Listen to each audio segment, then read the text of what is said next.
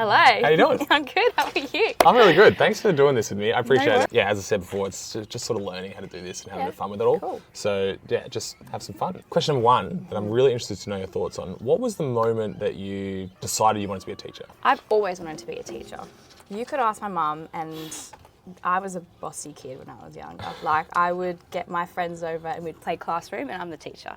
So I think I've always had it in me. She likes to say, oh, I used to always you're such a good teacher. So every time I say, oh, I've always wanted to be a teacher, she's like, no, that was me. I told you that. So actually, ever since I was a kid, Cool. I knew I wanted to be a teacher. Okay, cool. Yeah. And now you are almost a teacher. Yes. You've done, 3.5 years of uni? Yeah. And you've got like a little bit to Half go a in your year final left. crack. Yeah. Great. So you've got a little bit of experience in the classroom now. What do you think is the biggest problem that we face as teachers? As I said, I used to be a teacher, so I've got my own opinions on this. What do you think is the biggest problem that we mental face? health. Okay. What do you mean by that? With the anxiety of kids these days, it's just increased. I don't remember being anxious when I was in primary school especially. I just don't think anxiety was that big then, and I think now, especially with the increased technology, it is just massive. Like, kids don't get that support, or they don't have that mindset to think that they can do things or they're good enough. And then I'm sure there's pressure from other factors of family and friends. I just think anxiety is massive, and technology is massive for it, I reckon. So do you think that technology is causing the anxiety? Do you relate the two? To some extent. I think it comes from being on technology too much, and then kids are surrounded by, violence in video games and movies and shows, cyberbullying, and then being on it too much is, impacting the sleep, which then impacts Big the one. mind and then the growth. So I think definitely is a factor, but it was like this shift in society where anxiety just increased in kids, and I think it begins in primary school, where they just don't get the support that they need. And the learning needs as well is so massive now. Like, kids are being diagnosed all the time, and I just think they're not getting the support that they need to help them be successful. It's a hard one, finding that support. I mean, we can put it back onto the teachers themselves, the teaching aides, whatever it may be, but I can imagine that it's really difficult. I think, how do you feel about the resilience of kids in today's day and age? Do you think that that's something that they can take onus of, or do you think that that's something we need to build into them? Well, what I've definitely done for my teaching prac, this recent one, and it took me to change my own mindset to be more positive and to try and just let go of controlling things and kind of, see things as a growth and a learning lesson. I think kids need to be explicitly taught that and kind of not molded in a way to know the strategies of how to be resilient. And I think it does. They do have the ability in them to do that, but I think technology and the anxiety and maybe not support from home, they just straight away they're like, I can't do that. Yeah. Or they don't know how to get up. And I think it definitely involves the people, their parents, teachers, friends even, to just encourage them and push them to get that in them. Do you think if we took phones away from students that the anxiety levels would decrease? Yeah, You think they would? I reckon they would. I think that something you mentioned before that I wanted to bring up. In a classroom when a teacher will say, concentrate, or do that. I think that's ridiculous to say to students. And I think that that's part of what's wrong with our system, is that we don't teach students how to concentrate. We don't actually give them resources or tips on how to actually concentrate. We just expect them to be able to. Yeah. And it's probably because our parents expected us to concentrate and it was never actually instilled into us. What do you think are some ways that we could teach students how to concentrate on something, how to focus on something? Yeah, I reckon goals is a massive one. It gives you that drive, and it gives you just that specific area to focus on. And I know for myself, when we have so much going on in our head, so much to focus on, so much on our list, I get overwhelmed, I get anxious, and I can imagine the kids thinking, they've got to do this, they're told to do their mental maths in the morning, then they have to do this assignment, that's due by Friday, they have to keep their tray clean, they have to try to get a stamp. They've got all this going on, and I think if they have that one goal, it can keep the concentration. Setting tasks that suit their needs, I think that is a massive one. I think that students won't learn, they can't learn unless they want to. Absolutely. And I think that is so hard to achieve in today's education system. An example that I read, I actually watched a video on it. A father bought a bike for his son, right? His son was 5 years old or something. Yeah. And the 3-year-old daughter said, I want to ride it. So we ended up cutting the bike seat a little bit so it was small enough so she could ride it. And she rides it, she falls off, she rides it, she falls off. She couldn't do it, right? She's 3 years old. After the next day happens, she wants to do it again. She's like, I want to ride the bike, I want to ride it. She ends up riding the bike. Takes her about a week to learn, but then she's riding it and she's away. She wanted to learn how to ride. The neighbour of the dad says, oh my God, your 3-year-old's riding a bike already, right? Yeah, wow. And then the neighbour's like, I want my 3-year-old to ride the bike. So he goes and buys a bike, brings it home. The 3-year-old's like, I don't want to ride the bike, Dad, right? He's like, no, come on, we're going to go outside, we're going to ride the bike. Yeah. The neighbour takes him outside, he's trying to push him, he can't get into work, he's hating it, there's resentment building. He says to the dad, he's like, well, how long did it take your girl to ride the bike? He's like, about a week, 15 minutes a day. He's like, I've been at it for 2 or 3 weeks now, he can't get it. The moral of the story is like, the little girl wants to learn. She wants to learn. For myself, I never read books growing up, but I was always forced them. I was always like, oh, it's English, you know, you got to read Atonement, you got to read this, you got to read that, you got to write an essay on that. I didn't want to read it. Like, it didn't interest me, right? And I just didn't, and I hated it, and it was frustrating for the teacher, it was frustrating for me. The moment I found a book that I actually liked by myself, I then adopted books into my life. I then became this reading magician. I just started reading everything, listening to books and learning off my own merit. And then the compounding of learning from that moment is significantly higher than anything I'd learned in school. Yeah. From the moment I realised, oh my God, I actually like to learn this topic, this is what I want to learn, I learned so much faster. Yeah. And I think that very little of the school system is designed to teach a kid things that they want to learn. I think kids should be able to have a lot more autonomy and be able to decide what they want to learn moving forward. Not, here's a paper, let's see how much you remember, and we're going to test everyone at the same rate. Absolutely, I totally agree. And I think, it's so important because I remember when I was a kid, I sucked at comprehending what I was reading. Like, I just did not understand what I was reading. And I was a good reader, but it was, especially doing like Olner or, NAPLAN, I just could not really take that information and then answer questions. And because they were all boring.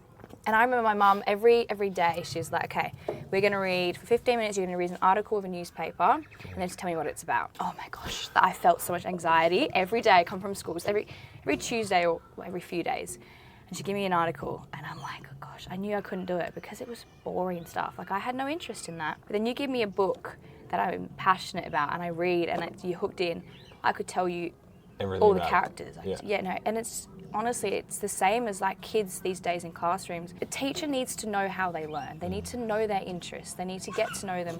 They need to make that connection and then understand how they are at home, the things that they enjoy. Because you're not going to give a kid, I don't know, if you have a book on animals and then a kid's like, no, I'm a very sporty person. They could read the exact same type of text level if it's on something they're interested in and still excel. And I don't think that's fair to compare that to someone who might be able to just read really well.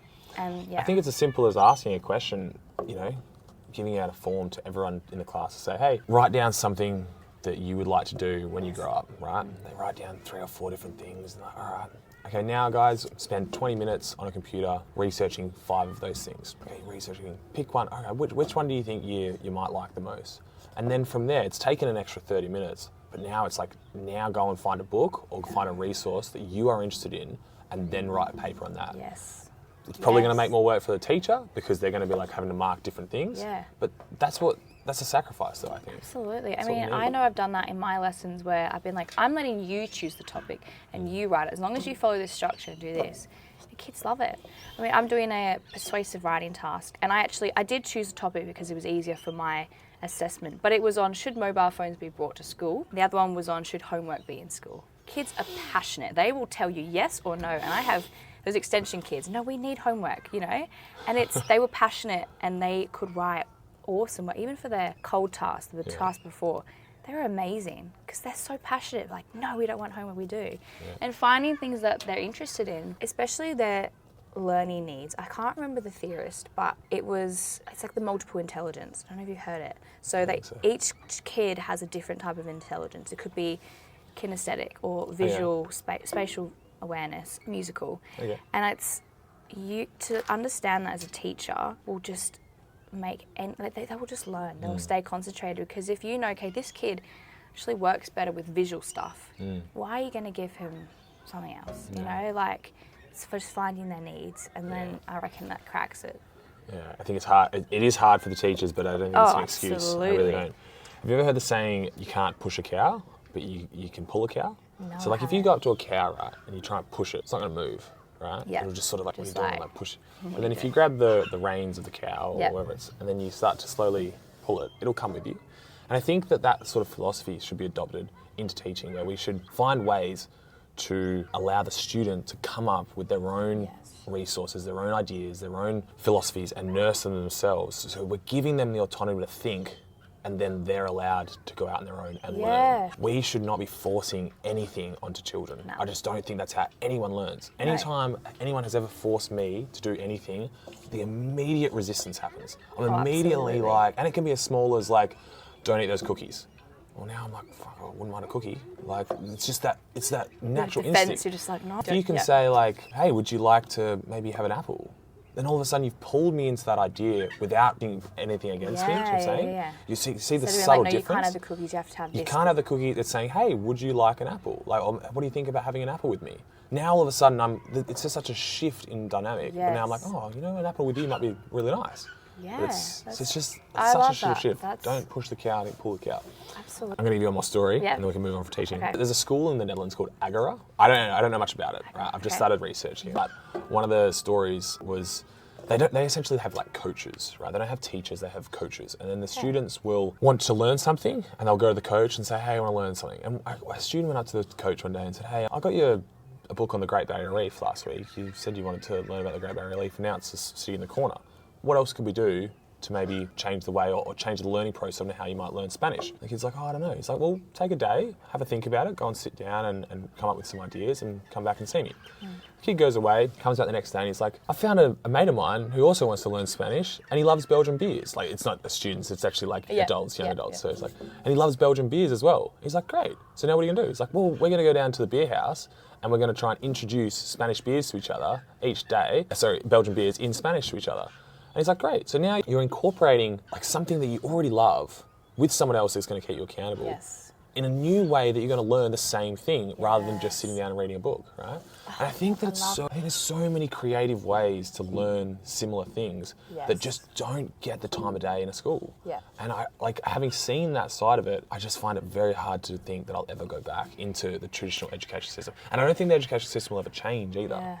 I think there's too much money involved, there's too much in the universities, and it's the system's designed to get you down a certain path, right? So I don't think it'll ever change, but I think you can recreate a new one and then help willing people and pull willing people into that rather than push people into something else. So that's the philosophy of teaching. I like it. I mean, this is helping me because I've got to write my teaching statement, so I'm like, tick, tick, tick. I want to make it clear, I am not trying to convince you not to be a teacher. I think it's amazing that you are. It actually inspires me more hearing this because I'm the same, and I think there needs to be a shift, especially in high school students. And I reckon, like, high school students, oh my gosh, I don't know what they wake up to, but they are just animals. And I think it starts in primary school, especially when the kids are having the iPhone 15s at the age of 8 now, using Instagram, TikTok. It's just like, I think I've always wanted to be that teacher to inspire kids, and I think it starts in primary school. And if I can be that one teacher that will just push the student in a different direction, like that would make me happy.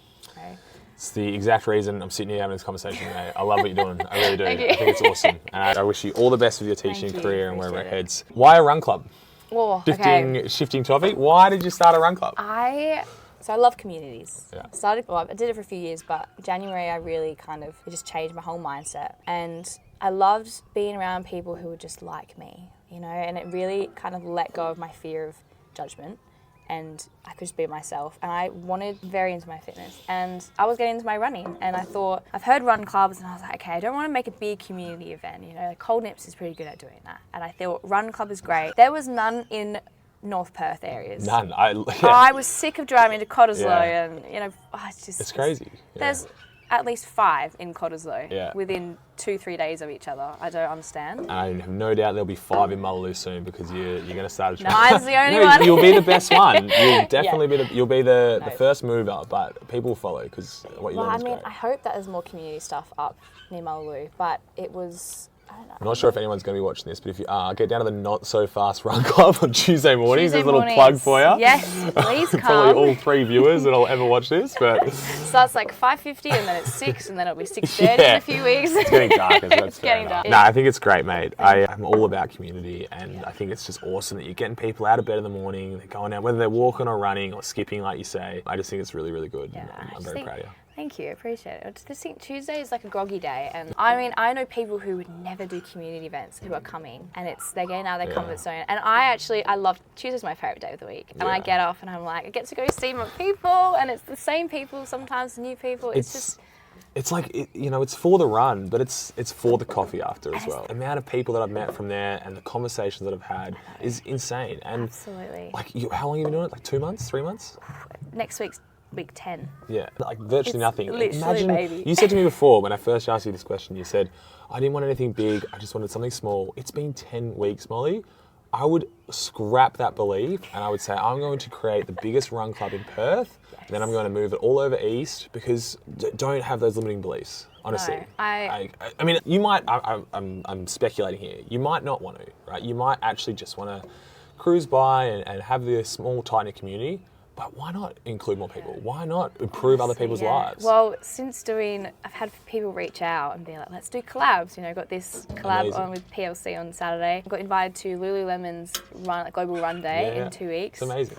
And it's all happening. I know, and I love, I've always wanted to do stuff where you make, work with brands, like with my modelling and stuff. But this, for me, I never had that intention with this club. It was just to inspire people to do what I love, to be around people, and just hope to inspire and encourage people to get out of their comfort zone. And then just to get these opportunities to come is just, warms my heart. And so I have all these aspirations of okay, I want to start making merch. I want to do all these big events on Saturday. Maybe let's do a fit session every Saturday. I don't know. I have these big dreams now, and I think it's pretty cool. You should nurse all of it. You should pay attention to all of it, and you should do really well. I would recommend. I mean, I've never had a merch business before. I would recommend not doing merch though. Okay. Because merch is, one, it's a lot of time and effort, right? And I don't actually think you're going to get a lot of rewards from it. It'll cost you a lot, and then you've got to sell it all, and your attention will be put there. Focus on the community stuff. Yeah. The merch will come. If it gets big enough, then you slap a t-shirt and everyone will buy it, right? Yeah. But for now, just focus on building more and more community stuff. If you've got time to do another one, do another one. If you want to do one big event every 2 months, do that. And then just get everyone down there like Cold Nips is doing. I think the community stuff, and it's what fills your heart. It's what everyone loves, and then eventually, when it's big, then you can do merch. Yeah, but I'm just dreaming. I'm like, in the future, that would be awesome. But and definitely look to brands and things like that. I mean, you've been reached out by a couple already. Yeah. Start seeking people out.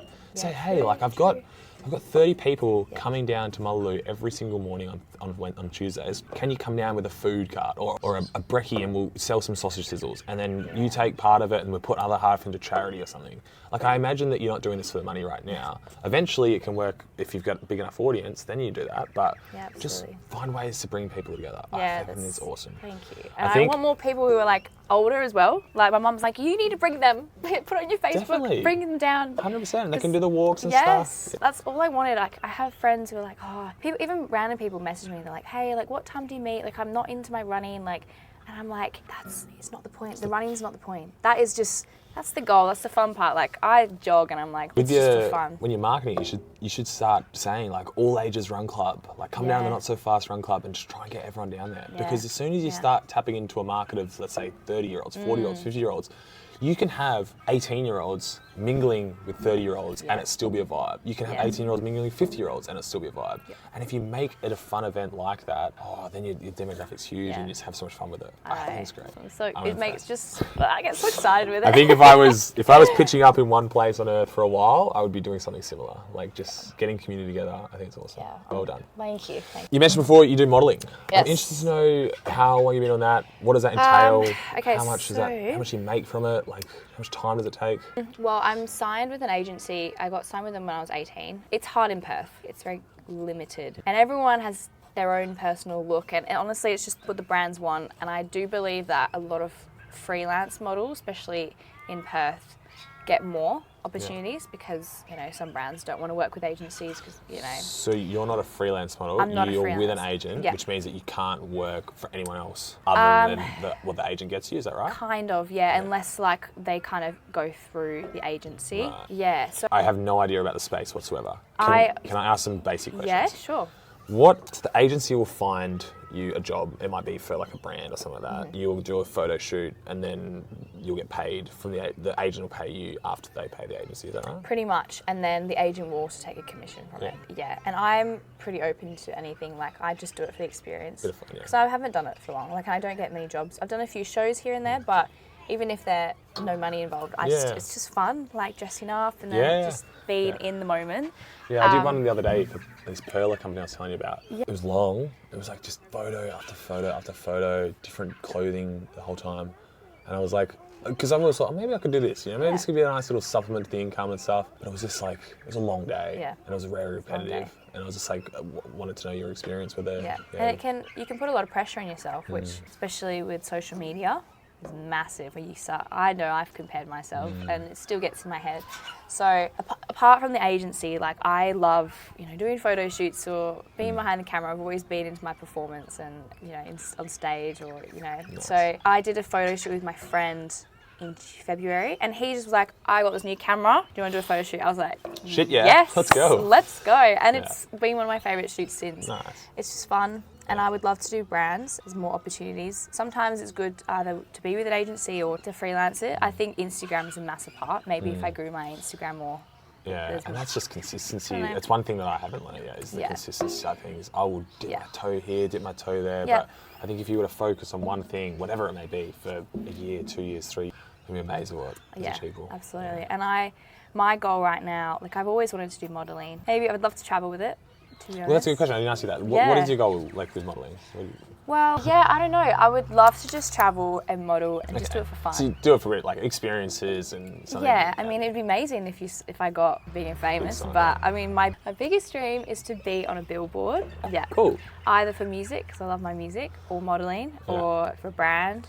Even just in the shopping centre, that would be my dream. Nice. I don't know. It would be fun to do catwalks, but it's nothing that I'm like, that is my passion. I have to put everything into it because I know it's such a hard industry and it is sometimes just about luck and if you're the right person for them. Luck. Yes. Tell me about luck. Do you think luck is completely random? Do you think you create your own luck? Absolutely. Yeah? I think I'm very big on everything happens for a reason. And I don't know if that's to do with luck. Like it could be. That's just like one word that I feel like people use, but I do believe if you work hard, you will get what comes. And luck is sometimes not fair, which is really annoying. Yeah. But like, so those people who work really hard, they might not be that lucky, you know, they compared to someone who just, I don't know, take the lottery, for example. Do you hear about the young girl who, she was, I think 5, and she emptied her piggy bank and gave it to somebody with mental health in a hospital? And she won the £150 million lottery 15 years later. Yeah, it was a very interesting story for me. Wow. I'm a big believer of, I think if you give, like you say, if you're a good person, if you work hard, if you do good things, it's karma, right? You get, it comes back to you in some way. And if that's considered luck, then exactly. And you also said that it can be, like, I think you said unfortunate or unfair. You said unfair. It can be unfair. And I think it can seem unfair, definitely. Like, you might be doing all the right things, all the good things, treating people well, and not getting a break, but the break is coming. We just haven't seen it yet, right? And I think that if we can broaden the picture for a little bit, you start to realise that, it's all happening. It's all in its right place. Yeah. So I truly believe in that as well. Everything happens for a reason. Yeah, I really believe that. Like, sometimes I get in my mind, I'm like, why has this happened? This after this, after this. But it's really just kind of taking a step back and being like, good things will come, you know. It's a bad day, not a bad life. I love that quote. Yeah. Because, you know, there's always going to be a good day coming. Yeah. And good things do come, you know. And so I guess maybe unfair with luck is not the best way. I think luck is we should just get rid of that word because it has its connotations. I think that you can put yourselves in positions to receive luck. Yeah. And when you do that, just by I'm a math teacher, the probability of then receiving luck is increased. Yes. And therefore, it might not happen at this time, but you'll get more and more chance of receiving luck. And I think there's a formula to continually put yourselves in positions to eventually receive luck. Yeah. But people, like in my position, people will look at my Instagram or my life and be like, oh my God, he travels around, he doesn't seem to be working. He's lucky, right? He got it all. It's landed on his lap. And I just completely disagree. Yes. I think that I work so hard at what I do, and I have taken risks to put myself in a position to improve my life. And yeah, I have absolutely no doubt. I got lucky, and I am blessed to live the life that I live. I'm so grateful, and I'm very, very lucky. But I worked for it as well. Yeah. And I put myself in those positions to receive that. I moved to Mexico with like nothing in my pocket, literally nothing. Rocked up there and said, all right, I've got a one-way ticket. I don't want to go back to London yet. I don't want to teach. Yeah, wow. How can I make some money? If I wasn't there, I don't start the boat party business. I don't like stay in Mexico, and I just go back to London and I teach, and I fall back in that same trap. I sat in that uncomfortableness. I went to Mexico. I created my own luck. That's essentially what I did. I love it. You create your own luck. And I do believe that, honestly. And I think social media is the worst with showing that. I do it sometimes, but you show the good sides. Exactly. You know, we want to. It's a comparison thing. We want to one up. We want people to think that we're better than them. We're living a better life, right? So we post the best stuff. Really, there are so many hard points in my life that I have gone through, that I have fought through, and I feel like I've chosen some of those as well. I think you can choose your hard, which is, if you're consciously choosing hard, then things get easier unconsciously, which is I think what's happening to me. But yeah, I think you can create your own life. I love that comment. That was a good one. Wasn't even in the questions either. Going off the script. All right, I think we're on the last question. Is there anything else in the works for you at the moment? Are you got any other plans? Is there anything that you? Oh, yes. Tell me. Okay, I want to see the world. Okay. I've had that dream since I was a kid. Last year I went to Europe on my own for 2 months. Went to Greece. Wow. If you ask me, I don't know when I want to do it. My plan is next year, but you never know what could happen with teaching. But I will go one time, and it'll be go on my own, go to a country, work in a bar for a little bit, and then jump, and then go to, I don't know, teach in a school. I want to live in Sweden for a year. I want to help build houses in Africa. I just want to experience the world. You will learn more about yourself, about the world, about other people, about business, about life, about money, about everything. You will learn so much more on all of that doing what you're talking about doing than you ever will in a classroom. I totally believe that. I genuinely believe that. I think that traveling and seeing the world and seeing different cultures is the surest way to 10x your life. I just think it's the easiest way to do it.